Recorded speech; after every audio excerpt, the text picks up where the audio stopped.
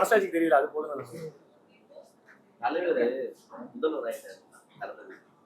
பாலா இன்னொரு நிறைய உதவிகள் செஞ்சுட்டே இருக்கிற பாலா வந்து பார்த்துட்டே இருக்கு முன்னாடி.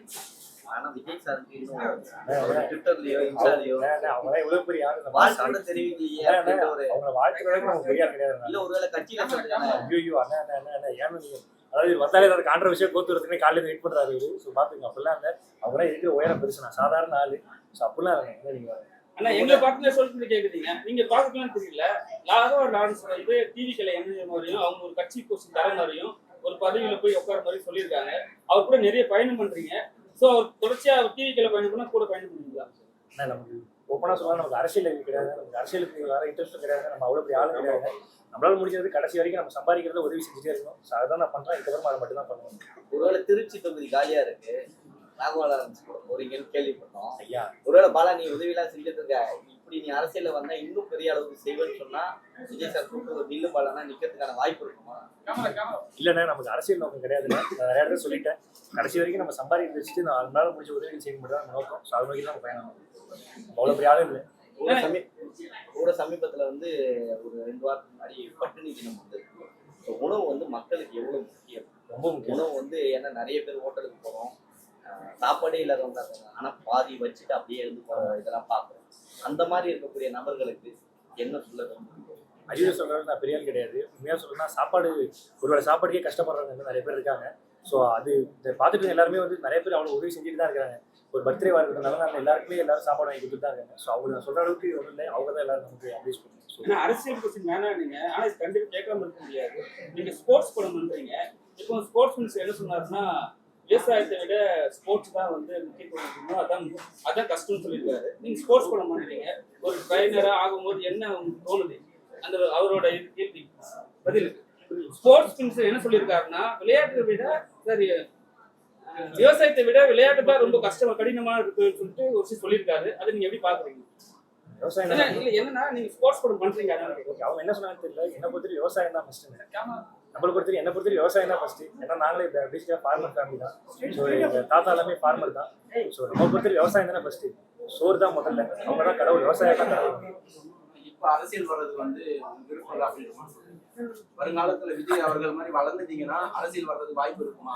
நம்ம அவ்வளவு பெரிய ஆள் இல்லை. கடைசி வரைக்கும் நம்ம வளர்ந்த பிறகுதான் கேட்கிறேன். இல்லைண்ணே, இப்போ என் மைண்ட் செட் என்னன்னா நம்ம சம்பாதிக்கிறதுல கடைசி வரைக்கும் உதவி பண்ணி செஞ்சுட்டே இருக்குங்க. நான் நாங்கள் உட்காந்துருக்கேன், தமிழ் மக்கள் பட பிச்சைனால நான் இங்கே உட்காந்துருக்கேன். கடைசி வரைக்கும் அவங்க நன்றி விடணும் இருக்கும். அவ்வளோதான். உதவி பண்றதும் அதிகாரத்துக்கு வந்தா நல்லா பண்ணுவோம். ஐயா எந்த அளவுக்கு வந்துட்டு இருக்கு? ஏன்னா அந்த பிரஸ் மீட்ல சொன்னாங்க பூஜை அப்ப நீங்க ஒரு 6 மாசம் இந்த படத்துக்காக டைரக்டர் பண்றீங்க. 2வது படம் முதல் படம் ஓகே ஆவரேஜா போச்சு. 2வது படம் எந்த அளவுக்கு எதிர்பார்ப்பு இருக்கு? எஃபர்ட் போட்டு கண்டிப்பா அதுக்கு தான் 6 மாசம் 3 மாசமா உட்காந்து எஃபர்ட் போட்டு தான் வேலை செஞ்சுட்டு இருக்கோம். கண்டிப்பா அது ஒரு சூப்பரான ஒரு படமா இருக்கும். ஸோ நீங்க எல்லாரும் சப்போர்ட் பண்ணி அதை எடுத்துருப்போம். பாலா வந்து எடுத்த உடனே எல்லாம் கணக்கு போடுறாங்க. நீங்க காந்தி கணக்கு போடுறீங்க. இப்போ படங்களை எந்த கணக்குல போட்டு வந்து எந்த அளவுக்கு இருக்கும்? எனக்கு என்ன கணக்கு பெஸ்டா இருக்குமா? மணிக்கணக்கா நீங்க கேள்வி கேட்குறீங்க. அந்த கணக்கு தான் எனக்கு என்ன கணக்கு புரியல. ஏன்னா நீங்க முதல் படத்துக்கு ஹீரோயின் வந்து ரொம்ப நான் பண்ண மாட்டேன் நிறைய ரிஜெக்ட் பண்ண சொன்னாங்க. இந்த படத்துக்கு ஹீரோயினோட தேர்வு எந்த அளவுக்கு இருக்கு? அதெல்லாம் அவங்களே பார்த்துக்கிட்டாங்க. நடிகை கூப்பிட்டாங்க, நடிச்சுட்டு நானே வந்துட்டேன். எல்லாமே அவங்களே பார்த்துக்கிட்டாங்க. மறுபடி ஸ்கிரிப்ட் மற்ற விஷயங்கள் அந்த ரெடியா கொண்டு நான் பார்த்துக்கிட்டேன். கேஸ்டிங் மற்ற எல்லா பிரச்சனையும் அவங்களே. இப்போ ஒர்க் அவுட் பண்ணுறேன்னு சொல்றாங்க. காலையில எப்போ தூங்குறீங்க? சூப்பரான கேள்வி தான். டெய்லி காலையில் எழுந்துச்சுவேன், ஒர்க் அவுட் பண்ணுவோம், வேலையை பார்க்க. டெய்லி காலையில் எப்போ நைட்டு லேட்டாக தூங்கினா காலைல அது டைம் மாறி மாறி தான் பேசுறீங்களா ஏதாவது? இல்லை அண்ணன் பேசணும். அண்ணன் இப்போ ஷூட்டிங்கில் பிஸியாக இருக்காங்க. அண்ணன் பிஸியாக இருக்காங்க. கல்யாணம் வந்து எனக்கு எப்ப சொல்றாங்களோ அந்த பொண்ணு வீட்டுல உடனே அண்ணனை தான் கூப்பிட்டு தலவாழை வந்து வைக்கிறாங்க. பார்க்கணும் நிறைய பேர், நிறைய ஆடியன்ஸ் வந்து உங்களை வந்து விரும்புவாங்க. ஏன் உங்களை பார்க்கணும் நிறைய பேர் நீ பார்த்து கமெண்ட் பாலா என் கூட மாட்டீங்கன்ட்டு. இப்ப வந்து ஏன் வரது இல்ல? ஒருவேளை கூப்பிட்டா கோவில நீங்கள போவீங்க? இல்ல சும்மா சீஃப் கெஸ்ட் தான் போவீங்க. அப்படிலாம் இல்ல, அதெல்லாம் இல்ல. முன் சீசன் பண்ணிட்டு வேற ஏதாவது பண்ணலாமே, ட்ரை பண்ணி பார்க்கலாம்னு சொல்லி தான் பண்றேன். ரசிகர் ரொம்ப எதிர்பார்க்கறாங்க. கண்டிப்பா நான் ரசிக்கிறேன். வந்து ஒரு படம் வந்து 2 நாள் முன்னாடி வந்து பெரிய ஒரு டைரக்டர் கர்நாடகாவுடைய ஸ்டேட் அவார்டு வாங்குவாங்க. அவருடைய படம் வரப்போகுது. அவர் படத்துல வந்து ஆடியோ லான்ச் என்ன பண்ணலாம்னா பெரிய ஹீரோக்களுடைய கால்சி கரைக்கு ரொம்ப கஷ்டம். அவங்க ஸ்டாண்டிங் பண்ணுவாங்க. நிறைய தலையீடு இருக்கு. பாலாவுடைய தலையீடு அதே மாதிரி இருக்குமா வருங்காலத்தில்? இல்ல அவங்க சொல்ற ஸ்டோரிக்கு நான் நடிச்சே சர்வீஸ் ரோட்ல சேராட்டை ஓட்டிருக்கீங்க. நீங்க பைபாஸ்ல போற பஞ்சாப் தாரையெல்லாம் எனக்கு தெரியாது, அதெல்லாம் தெரியாது எனக்கு. எல்லா கேள்வியும் தவிர்த்து போனா என்ன இருக்கும் பாலாகிட்டு. தவிர்த்துலாம் போல பதில் சொல்றேன். நான் எங்க தவிர்க்கிறேன். ரொம்ப நன்றி எல்லாருக்கும். Hi, good evening, everyone. Thank you so much for coming here and celebrating our second outlet launching in Saidapet. The barbecue launch is our second outlet. First outlet we opened in OMR around 6 months back.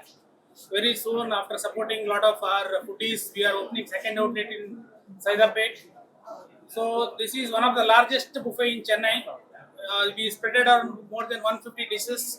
I think I would request all our foodies in Chennai, please come and visit our outlet, experience all our unique dishes. We curated all little compared to other barbecue. We curated all new dishes and all. Please, I request all foodies, please come and experience our cuisines. உங்க hotel special என்ன? So special like this is one of the largest buffet. We have more than 160 dishes. So we added all continental, Pan Asian. So everything we added in our menu. Price number, sir. Price vegetarian is 1150, non-veg 1250. Opening closing, sir. 12 o'clock we're going to open afternoon, 12 to 4 and 6:30 to 11. All 7 days is open. Sir இங்க sir நீங்க பேசுங்க. Yeah, yeah.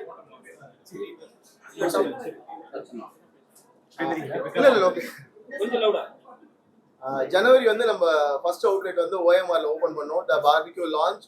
So பல கனவோட வந்து இந்த barbecue field உள்ள நம்ம வந்திருக்கோம். நிறைய காம்படிட்டர் தாண்டி இந்த பார்பிக்யூ லான்ச் வந்து நல்ல உணவை ரொம்ப குவாலிட்டியாகவும் நிறைய டிஷ்ஷஸை நாங்கள் வந்து கியூரேட் பண்ணியிருக்கோம்.